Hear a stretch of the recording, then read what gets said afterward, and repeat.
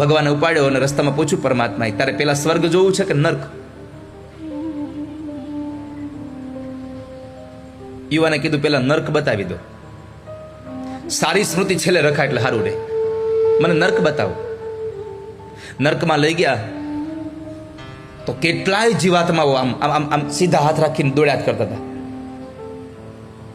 હાથ આમ સીધા જ છે, નથી આંગળા વળતા, નથી કોણીએથી હાથ વળતો, કશું જ નહીં, કોઈ જ મુવમેન્ટ નહીં, આમ સીધા હતા. આંખમાંથી ચોધાર અશ્રુની ધારા જાય છે. એટલે આ યુવાને પૂછ્યું કે પ્રભુ આ બધાએ કેમ રડે છે? તો કહે છે બધાને ભૂખ લાગી છે, એને જમવું છે.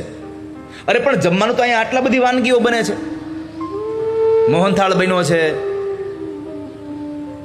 ચૂરમાના લાડવા બનાવ્યા છે, કાજુ કતરી બનાવી છે, ભજીયા બનાવ્યા છે, સેવ ટમેટાનું શાક કર્યું છે, આ બધું છે, તો આ જમતા નથી? તો કે કેમ જમે? કેમ? એના હાથ સીધા છે, એના હાથ વળતા નથી. હવે હાથ વળે તો જમવું કેમ? આ દુઃખ છે, આ નર્ક છે. ખૂબ સરસ. હવે મને સ્વર્ગમાં લઈ જાઓ.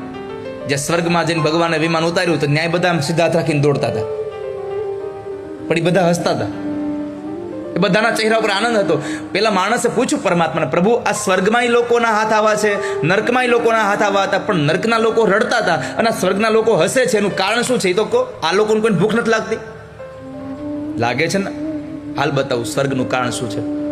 ભગવાન લઈ ગયા ને તો એક મોટા એવા હોલની અંદર બધા લોકો સીધા હાથવાળા જમતા હતા. નર્કવાળા લોકો નહોતા જમી શકતા, એવી જ અવસ્થામાં સ્વર્ગવાળા લોકો જમતા હતા.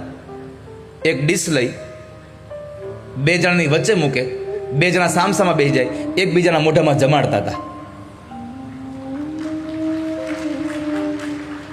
ઉદાહરણ કદાચ કાલ્પનિક હશે, સંદેશો બહુ સાત્વિક છે. આ દુનિયામાં જે બીજાને ખવડાવતા શીખે ને એના માટે આ ધરતી જ સદૈવને માટે સ્વર્ગ સમાન બની જાય છે. જે બીજાને સારું કરતા આવડે, બે બીજાનું પેટ ઠારે છે, એને આ ધરતી સ્વર્ગ છે.